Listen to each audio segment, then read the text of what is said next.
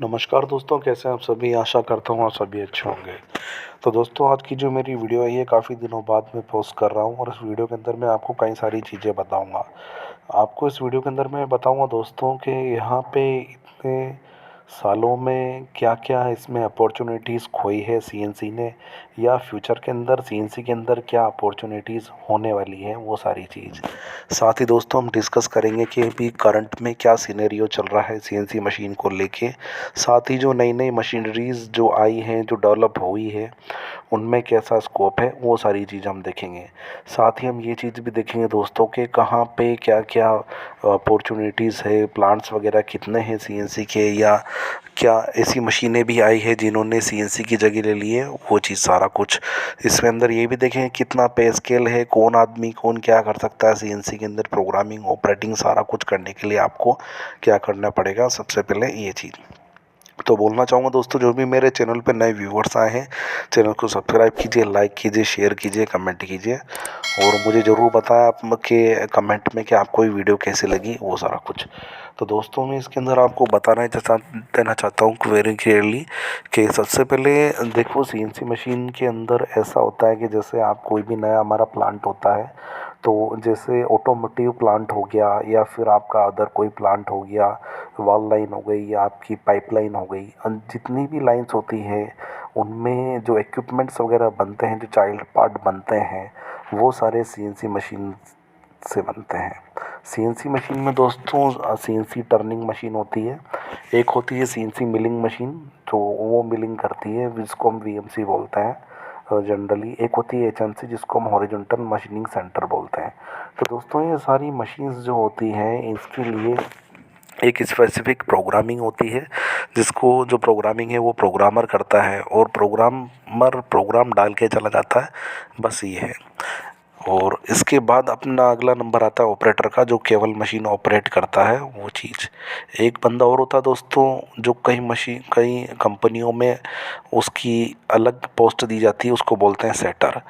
तो इस तरह से इन चार जनों को मिलकर कोई प्लांट बनता है। सबसे पहले आता है इंजीनियर, दूसरे उसके बाद आता है प्रोग्रामर, उसके बाद आता है सेटर, उसके बाद आता है ऑपरेटर और फर्स्ट फिर लास्ट में आता है आपका हेल्पर।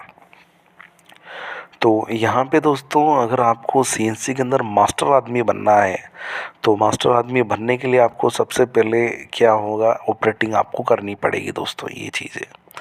आज मैं आपको बता दूं कि सबसे ज़्यादा ऑपरेटर की जो पेमेंट लगती है, वो आपकी लगती है एनसीआर वाले एरिया में, यानी दिल्ली वाले एरिया में। उसके बाद आपकी लगेगी पुणे वाले एरिया में। दिल्ली में आपको आसानी से जो ऑपरेटर्स होते हैं उनकी 15,000 से ज़्यादा ही पेमेंट लगती है, 17,000 के आसपास उनकी पेमेंट लगती है, और उनसे ज़्यादा भी हो सकती है अगर उनको काम का नॉलेज हो जाता है और सेटिंग लगाना सीख जाते हैं, तो वो 25 को क्रॉस कर जाते हैं। वहीं अगर मैं पुणे की बात करूँ तो वहाँ पे भी 15 से 20 के अंदर आपको हाइक मिल सकती है। जो फ्रेशर्स होते हैं दोस्तों, उनको क्या है कि साल डेढ़ साल क्या है कि काफ़ी डीपली मेहनत करनी पड़ती है, जानकारी लेनी पड़ती है मशीन से रिलेटेड, और उसके बाद ही वो किसी ट्रेनिंग इंस्टीट्यूट को ज्वाइनिंग करके वहाँ से प्रोग्रामिंग सीख सकते हैं, प्रोग्रामिंग कर सकते हैं। तो इसीलिए क्या है कि दोस्तों, ऑपरेटिंग करना पहले आपको आना चाहिए। सेटर क्या होता है दोस्तों, सेटर प्रोग्रामर प्रोग्राम डाल के जाता है और सेटर क्या करता है, उसी प्रोग्राम के अकॉर्डिंग एक पार्ट को बनाता है। उसमें किस तरह से टूल लगते हैं, किस तरह के उसमें जोज लगेंगे, जोज में कट वगैरह लगाना, पीस को थ्रू घुमाना, रनआउट वगैरह निकालना, सारा कुछ सेटर का काम होता है। ऑपरेटर का काम केवल बटन दबाना होता है। ये चीज़, ये मास प्रोडक्शन के अंदर की बात बता रहा हूँ। वहीं पे अगर आपको अगर छोटी इंडस्ट्री की अगर आप बात करें, तो वहाँ पे एक ही बंदा होता है जो प्रोग्राम भी डालता है, जो ऑपरेट भी करता है मशीन, और वो मशीन चलाता भी है और प्रोग्राम भी खुद बनाता है दोस्तों। तो बात दोस्तों ये होती है कि ये जो सीएनसी प्रोग्रामिंग है, ये सीखने के लिए क्या किया जाए।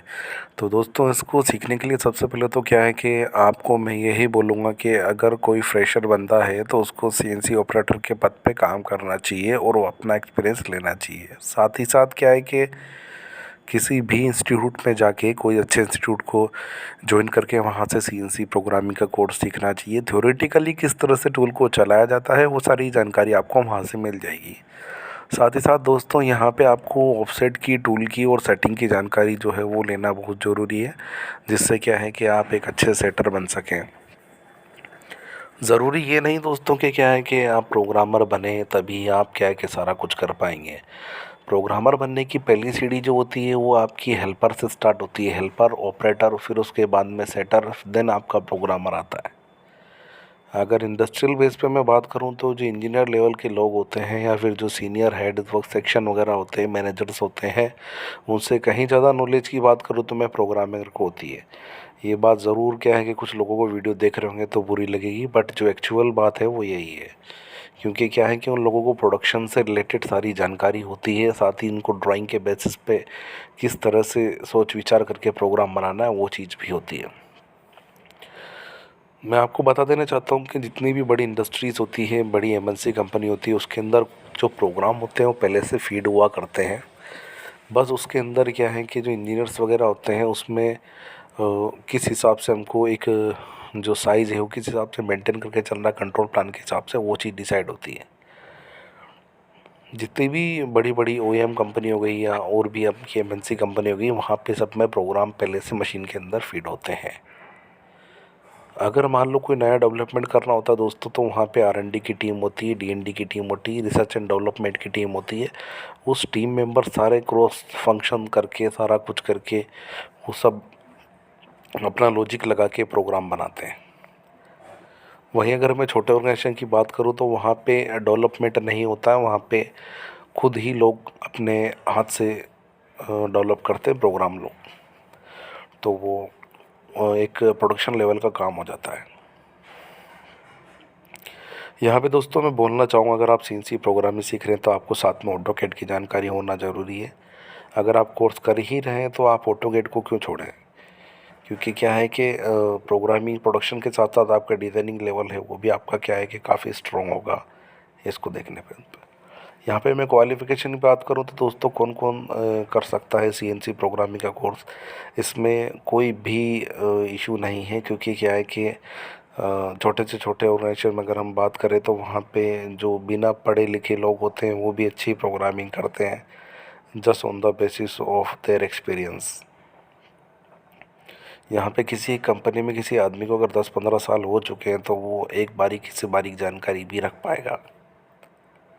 अगर बाहर से कोई बंदा प्रोग्रामिंग सीख के आता है और किसी कंपनी में काम करता है तो उसको थोड़ी सी मुश्किल उठानी पड़ सकती है, क्योंकि क्या है कि सब इंडस्ट्री के अंदर अलग अलग लेवल होता है।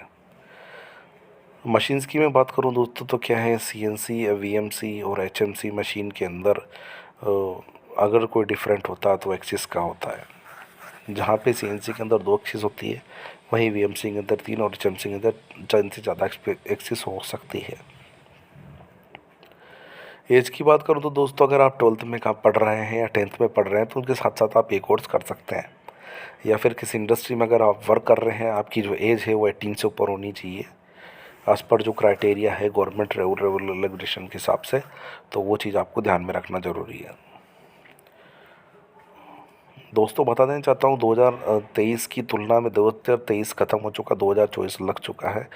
तो मैं बताना चाहता हूँ आपको, सीएनसी ने जिस हिसाब से ग्रोथ करी है कोई और मशीन इसके लेवल के आसपास भी नहीं आती है। कई लोगों का ये कहना है कि सीएनसी क्या है कि कुछ दिनों में पीछे हो जाएगी, कुछ सालों में पीछे छूट जाएगी, जो नई नई मशीन्स होती है रोबोटिक मशीन्स को पीछे छोड़ देगी। ये एकदम बिल्कुल गलत बात है, क्योंकि जिस एक्यूरेसी का काम सीएनसी मशीन पे होता है और जिस फ्री और लो कॉस्ट के अंदर वो जो एक्यूरेसी, हाई एक्यूरेसी अपनी निकालती है, उसको देखा जाए तो रोबोटिक की मशीन्स उसके आसपास भी नहीं लगती है। हाँ, मैं ये ज़रूर करना चाहूँगा दोस्तों कि जो लेद मशीन्स होती हैं वो काफ़ी पीछे छूट चुकी है सीएनसी से, और अभी फ़िलहाल में कोई ऐसी मशीन्स नहीं है जो क्या सीएनसी की कंपेयर कर सके। हम बात करते हैं कि सीएनसी में आपको किस कंट्रोल के ऊपर काम करना चाहिए, वो आपका फानुक और सीमंस हो सकता है। यहाँ दोस्तों आप किसी भी कंपनी के अंदर आप ज्वाइन कर रहे हैं, कोई नई कंपनी है, तो उसमें आपको प्रोग्रामिंग करने से पहले क्या है कि आपको एक बार देख लेना चाहिए कि वहाँ पे कौन कौन से पार्ट बनते हैं या उनका कौन कौन सा सीक्वेंस है, सारा कुछ। दूसरी चीज़, वहाँ पे कौन कौन सी टूलिंग यूज़ होती है वो भी आपको देखना ज़रूरी है कि कौन सी टूलिंग वहाँ पे यूज़ होगी, क्या क्या किस तरह की वहाँ पे सेटिंग लगती है, सारा कुछ। थर्ड चीज़ वहाँ पे क्वालिटी का सेक्शन भी आपको देखना पड़ेगा दोस्तों कि क्वालिटी लेवल किस हिसाब से वहाँ पे जो है एट्रीब्यूट होता है। आपको बताना चाहता हूँ दोस्तों, यहाँ पे पेमेंट की बात करो तो प्रोग्राम की आज पेमेंट जो है वो 30 से ऊपर ही होती है। 30 35 40 45 50 55, यहाँ पे आपका जो कंटिन्यूस ग्रोथ होता है वहाँ पे आपका रुकने का कोई सवाल नहीं है। आपकी पेमेंट कंटिन्यू लगातार बढ़ेगी ही सही। किसी कंपनी में अगर आप 30 32 हज़ार पे काम कर रहे हैं तो अगर आप दूसरी कहीं और इंटरव्यू देते हैं तो ये श्योर लिए कि वहाँ पे आपको 50+ मिलेगा। कहीं पर अगर आप 50 में काम कर रहे हैं तो आपको वहाँ से 25% हाइक ज़रूर मिलेगी। कहीं भी दोस्तों अगर हम चर्चा करते हैं प्रोग्रामिंग के बारे में कि कहाँ से हम करें, कि कौन कौन से इंस्टीट्यूट हैं, तो उसके लिए आपको क्या है कि जितने भी टॉप इंस्टीट्यूट हैं वहाँ पे एक बार आपको जाके और चेक कर लेना चाहिए, घूमना चाहिए कि कहाँ पे क्या क्या है, किन कौन सी संभावनाएं हैं वहाँ पे, वो सारी चीज़। कोर्सेज़ की फ़ीस की बात करूँ तो दोस्तों यहाँ पे दिल्ली के अंदर कोर्स की बात करूँ तो 3 से 4 हज़ार के कोर्स वहाँ पे अवेलेबल हैं। 5 से 6 हज़ार के कोर्स हैं वो अवेलेबल हैं। अगर आपसे कोई इंस्टीट्यूट है जो 10 हज़ार से आसपास ज़्यादा पेमेंट आपसे मांगता है तो वहाँ आपको करने से कोई मतलब नहीं। अगर आप वहाँ से करते हैं तो वहाँ पे आपको सारी डिटेल देखनी होगी कि इन लोगों के पास प्रैक्टिकल की व्यवस्था है या नहीं है।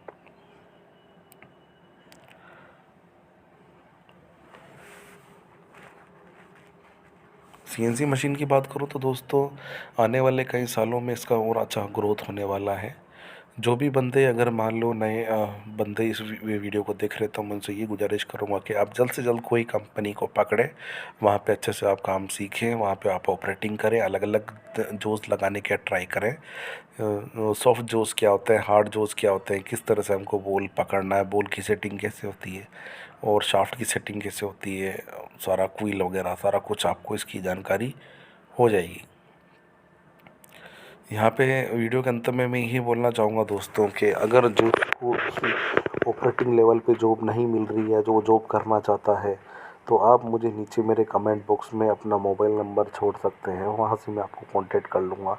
या फिर मेरा जो मेल आईडी है genuineengineersacademy@gmail.com, वहाँ पे आप मुझे अपने जो मेल्स हैं वो छोड़ सकते हैं। वहाँ पे मेल पे आप अपना CV जो है वो अपडेट करके दे सकते हैं। और यहाँ पे दोस्तों बताना चाहता हूँ, जो फ्रेशर बंदे हैं वो भी हम मुझे कांटेक्ट कर सकते हैं। मुझे कांटेक्ट करने के लिए आपको 9983112113 पर मैसेज करना होगा और वहाँ पे आपको अपना CV अपडेट करना होगा। तो आशा करता हूँ दोस्तों आपको मेरी वीडियो अच्छी लगी इसको लाइक करें, शेयर करें, कमेंट करें, मुझे बताएं आपको मेरी वीडियो कैसे लगी और इसमें आपको जानकारी किस तरह की लगी है। मेरी वीडियो वॉच करने के लिए धन्यवाद दोस्तों। नमस्कार।